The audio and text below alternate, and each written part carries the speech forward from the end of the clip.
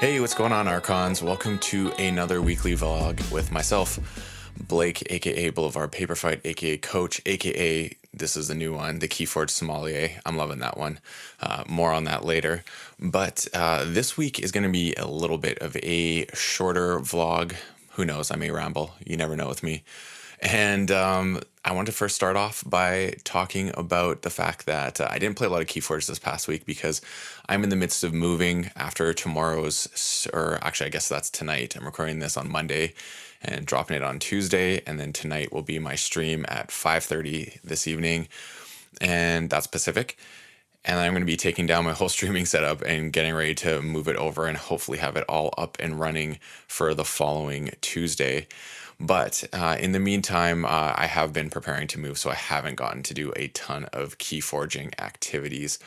But what I have done in the past week was kept jamming that amazing DAV deck that I have that, or I guess I should say now had, and it was just so much fun. I did a game where I generated 103 Ember by the end of the game, doing 83 Ember in one turn.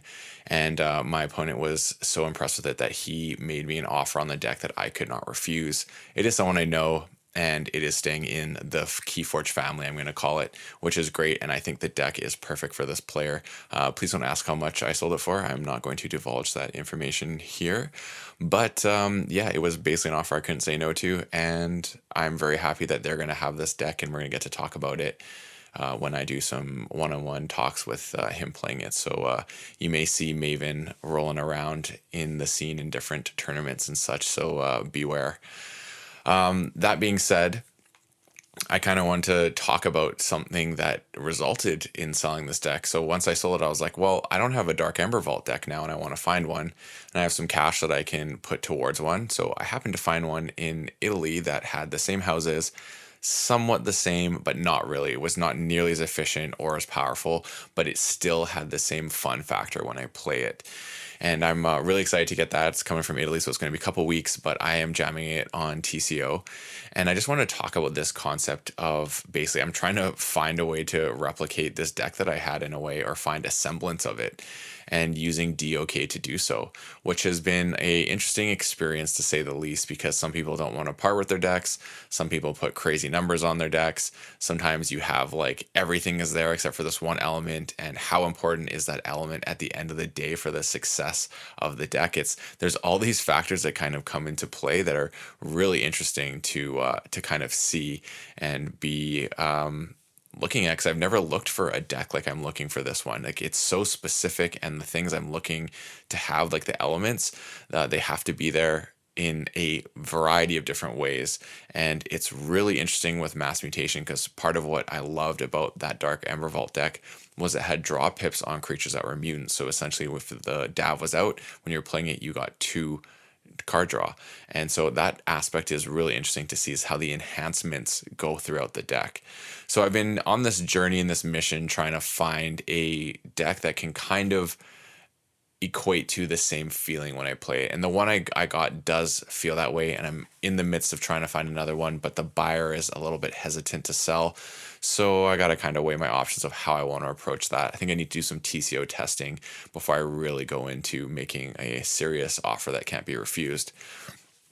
But yeah, so that's kind of the situation with looking for this deck that's comparable. And I'm curious, has anyone else been in this position where maybe you played against a deck and saw some things that you really liked in it, and you're looking for a deck, so you start putting, the feelers out there, maybe some DOK notifications, trying to find the deck that kind of matches up with the elements that really drew you to what made that deck perceivably fun or powerful.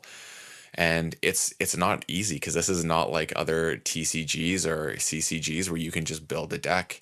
You have to find the combination of cards, and sometimes there's going to be cards that make it so much worse, or there's going to be like a lot of cards are there, but maybe it's lacking Ember control because some other cards weren't there. It's a real tough balance when you get down to the nitty gritty of trying to find a deck. And I think based on my own experience, the playing factor is what really made me realize that I found something that was acceptable. I wouldn't say it's strong, it's comparable, it's acceptable. It's going to be fun to play. And I just really found it an interesting experience going down this path. And I actually bought it before playing it and then found out it was just as fun as I was hoping it was going to be.